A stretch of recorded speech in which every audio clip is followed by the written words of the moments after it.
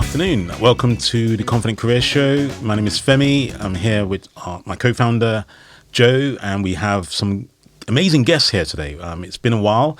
We've been away, and what's been happening? We've had the World Cup. We've had a new Prime Minister, and we have the Confident Career Show. And I'm glad we've got Moatter, who's going to be, answering some questions. We've also got Janet, who'll be coming on later. As part of this part of the podcast, we're going to have a focus on students or graduates. So this is actually part of the what we call From Grad2Pro. So as you know, this show is all about career. It's all about helping students with developing their confidence, preparing for graduation and next steps. So this is really looking at from graduation to professional, or from grad to pro. So that's what we're going to be focusing on today. I'm going to introduce my guests very shortly. So just to give you some information about my guests. So we've got Moatter.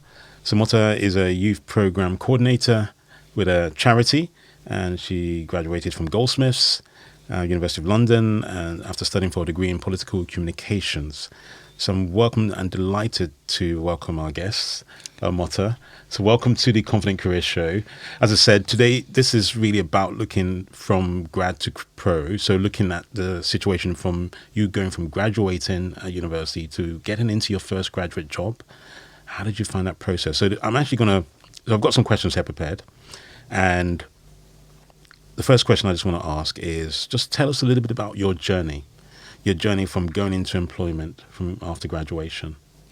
Okay, well, first of all, thank you for having me here. Journey. So, very well, my journey from start to till I am here. It's a roller coaster journey. So I came to London for my master's in 2024, fall 2024. And I wouldn't say it was a very hardest phase of my life. Thankfully, I don't have hardest phase in my life yet, but it was hard phase of my life at that point. I mean, I was in a new country. I had to pay a lot of fee for my university. Even after getting scholarship, I had to pay like £10,000 in a few months of time period. And I was new in a country. I knew no one there. It was like I had no base there. I had no foundation there. I knew no one there. There was indeed a language barrier as well. I mean, realistically, English is not my first language. It is my second, third language. So there was a bit of language barrier as well. So it was a hard phase. And I was very much kind of desperate that time to find something to support myself financially and even get some some connections as well. Maybe make some friends, get to know some people. So, I mean, the hardships were there, and then what I did to overcome was that along my journey, I basically got out of my comfort zone and started making connections. I mean, networking is not my thing. Very, very honestly, networking is not my thing. But I got out of my comfort zone. I started making connections. You know very well that how I used to come at every event. I used to attend every event. So any event from career space, any event from any kind of club and society at Goldsmiths, I used to just go there and just hang out with people. And then that's how basically I landed my first job with your connection as well. And basically just making connections. I would add one thing here as well, that it was not very easy, just as I'm explaining. It was not very easy that I just made connections and I landed that job. I had to do an unpaid work as well before. So because it was not easy for someone coming out of a country where I had no experience to get a job immediately. So it was not easy. So I had to do some unpaid work as well. I had to basically go out of my way, do long hours of travel as well to go do a job which I could find. So, but yeah, that's how I landed my first job. And thankfully, it has been such a good experience. It has been good.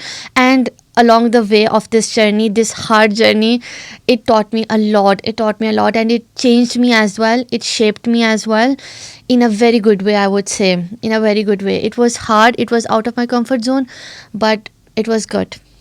Amazing. I mean, and this is so why we want to be doing this. So this section of the Confident Career Show is all about From Grad to Pro. Yeah. And you've kind of told us how you went from graduating to becoming a professional, getting your first professional career, your first professional job. And you talked a lot about hard times. It was difficult coming from another country, language barriers, no contacts. You don't like networking, obviously, and we spoke about this many, many times, to you also using all the various services and having to get involved, attending events, all of that. So you obviously overcame those challenges. And there's something that came out recently in an article on one of these platforms online. He talked about career confidence is made socially and not structurally. And that essentially is alluding to the fact that confidence, your confidence, it sounds like came from your interaction with other people on campus.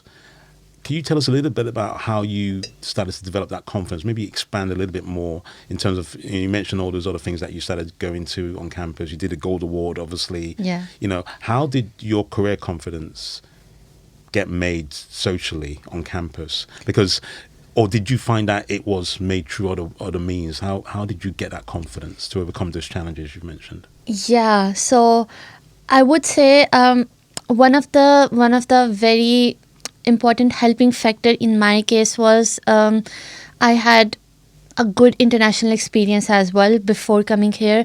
Like I had an experience of an exchange program in the US where it was very multicultural, so I got to interact with a lot of people.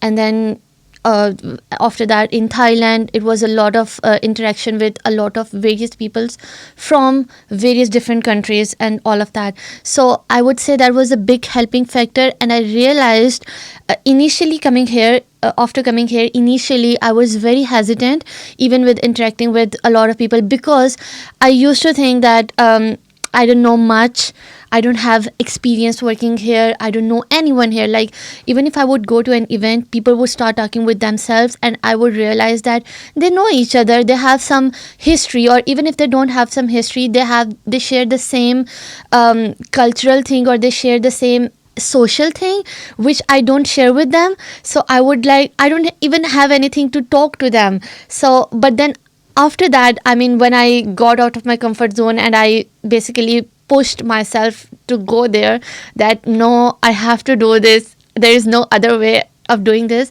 And then I realized that it's not that difficult to talk to people, and it's not that difficult to put yourself out there, because you will feel that, oh, they are so amazing people and they are so superior. You know, I mean, I would say that English is not my first language, so my vocabulary is not very good. But you know what I mean, that you would feel that, oh, so they are very knowledgeable people than you. But in reality, when you talk to people, it's not like that. You are very much on the same level of them as well. So it's not like that. People may feel very inapproachable in the start, and they may feel very that you don't belong there, and not like that. But once you put your foot in there, so it becomes very easy once you put your foot in there. So I would say that this was like this kind of realization was a big helping factor. So people seem very amazing in the start from outside, but once you talk with them, you realize that you are also as amazing as them. So you have to basically get rid of that fear that you are nothing. So that was this.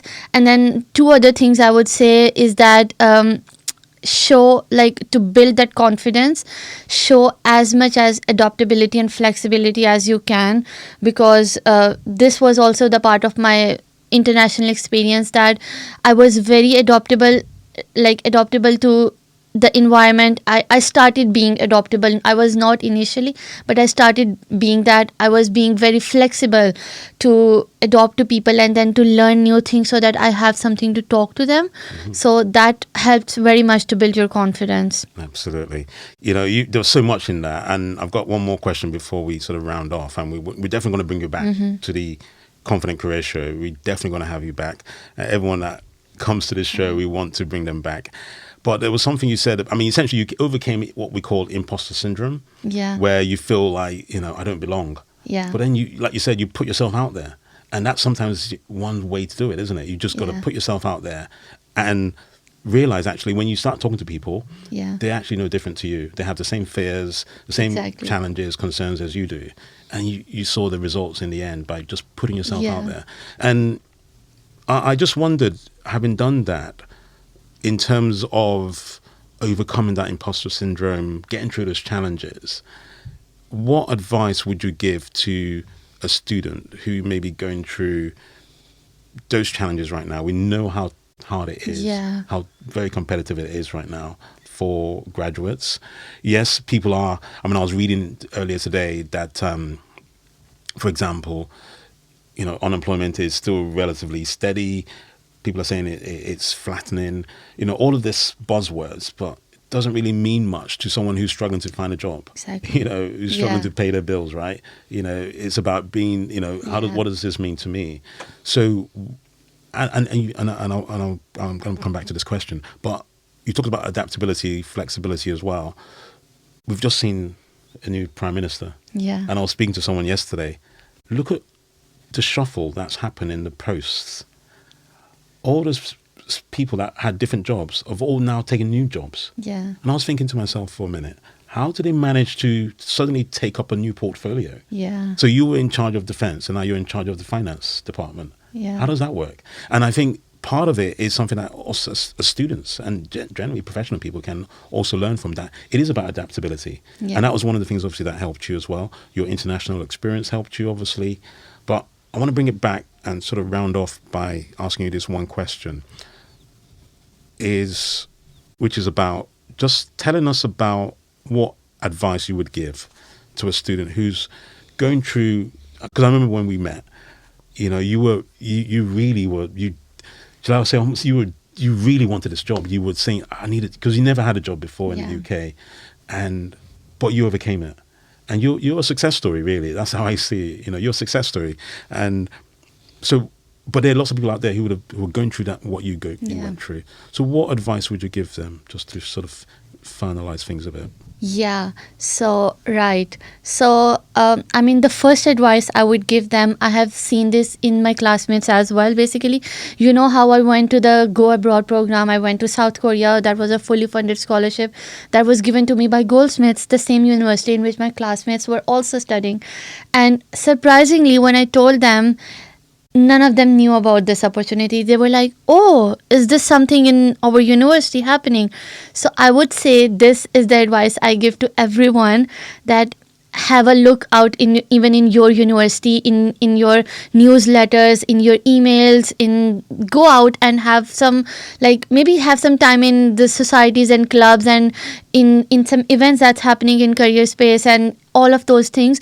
Go out and you will find something. Surprisingly, you will find a lot of things maybe hidden down there, which you will only get to know once you go in the room. So this is the advice I would give them, because a lot of students, they don't even look at their emails. They don't even go to the career space website and see the things. They don't know these things are happening there and these are the opportunities for them there. So they don't know that. So I would advise them that do this. Always have a look there. If you want something, you have to start looking for it. It's not like you can just go to someone and tell them that, oh, I want this, please help me. That's not how it works. Another thing I would say is that in the start, don't, because I have seen this in people as well, don't hesitate the unpaid work, because I have seen in people that people are like, if I'm not getting paid for this, I'm not doing this. But it helped me. I'm not generalizing, but it helped me. I initially did for my gold award and even to build up my portfolio as well.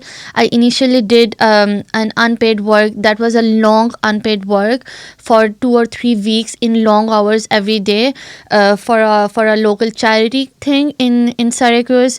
And it helped me build a connection. It helped me build various connections actually, and that my supervisor there, she gave me a reference as well, which helped me in music relief as well. So it was helpful. I mean, it's not like always getting money, but you have to give someone value, some value to the society as well before you get something from in return. So you have to, if you are not getting something, try to give something before, so that you can get something in return.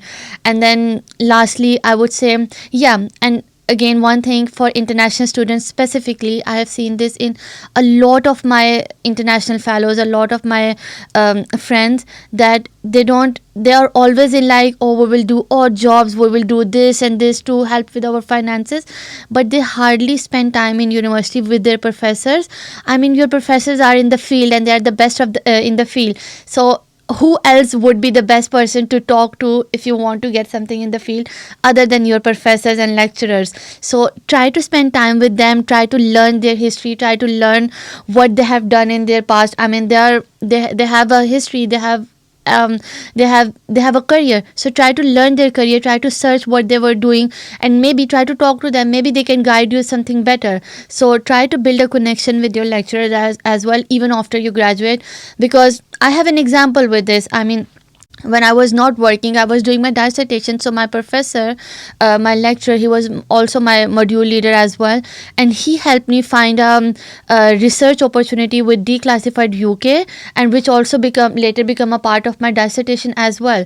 So I got something on my CV for as a research opportunity with the Declassified UK because of this, because of just me being talking to him and asking him that I want to basically do some work, basically learn something. So always have that hunger for learning, always have that, and then try to put some value in society before you want to get something out of it. That's, I would say. I love that, Moatter. Trying to put some value into society before you get something out of it.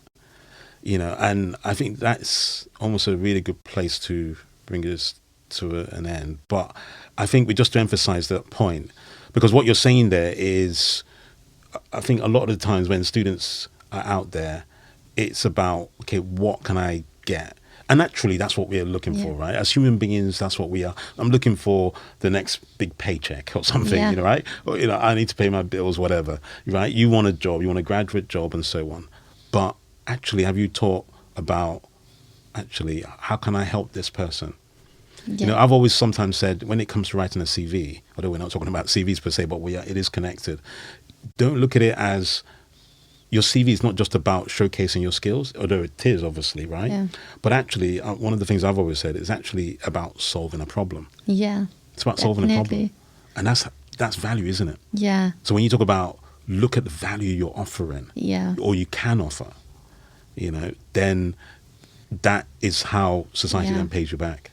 Exactly. Yeah. And just lastly, because I want to bring you here, and you came here, you got here very early as well, and I want to thank you for attending and being here on the Confident Career Show, and especially you're the first one on this series as well, From Grad to Pro, which want to really talk to students who've graduated and entering their first professional job from Grad to Pro. What's next for Moatter? I mean, because you're working as a youth coordinator right now for a charity, working with Magdalene and so on.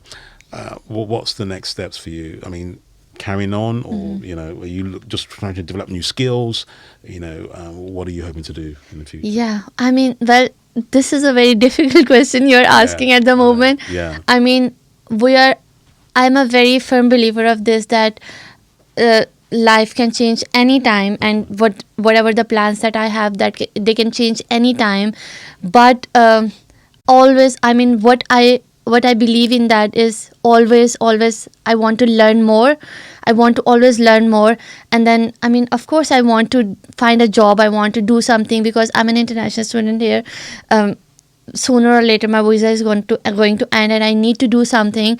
But first, I need to learn something as well. I'm very self-aware in that. I don't say that, oh, I have this much experience now, and then now I need a big manager job because I have this much experience. I won't say that. I am very aware that I need to learn a lot more. So this is what on my list at the moment. I need to learn more and more, so that, I mean, I'm not very much in hurry. I need to learn more, and then after that, I will be able to find something better that suits me as well, which also gives me back value as well. So, but I mean, doors are always open for exploring. Absolutely. So Yeah. always here and there to find something, to do something, maybe to give value and maybe to get value, and exploring basically. And yeah, I mean, at the moment, I'm also kind of exploring. Yeah, absolutely. And it's really a good way to end because it's about continuous learning. Yeah. I love that answer. That's, I mean, it's almost like it was coached. And I Yeah. didn't even say that to you. You came up with that. That's a brilliant answer because there's something I was sharing with some people about, in school, we're taught about IQ. We know about Yeah. emotional quotient, EQ. But the big thing now is, not sure if you heard about this, is LQ, which is learnability quotient. Yeah. Learnability quotient is your ability to continuously learn. Yeah. I listen to a lot of financial news and, because I follow the stock market and what's going on around, money markets and all that kind of stuff. And in all the big companies, that's what they talk about. It's about, when they're talking about hiring people, it's about your ability to continuously learn. And why is that? It's the market driving that because things are changing. Every time we were at changing. an event earlier this year with Apple, and I think they said every 7 days they get a new AI product. So things are moving at such a rapid pace. So therefore do you need in your hiring, your talent pool? You need people that can learn fast. Yeah. So that and want to continue to learn. So not to think, okay, I've learned this now, Yeah. and that's it. You come out of university, I've learned everything I need to learn. No, it Yeah. continues. So that's a really lovely way to bring it to an end. I want to thank you so much. Welcome. I hope, can I get a promise from you that you're going to come back one day? Definitely, Again, to talk to definitely. us. I am very grateful because, I've seen your journey from when you came in 2024 and to the present day. Yeah. And I'm, really keen to see you progress in your professional career. So thank you once again, Moatter.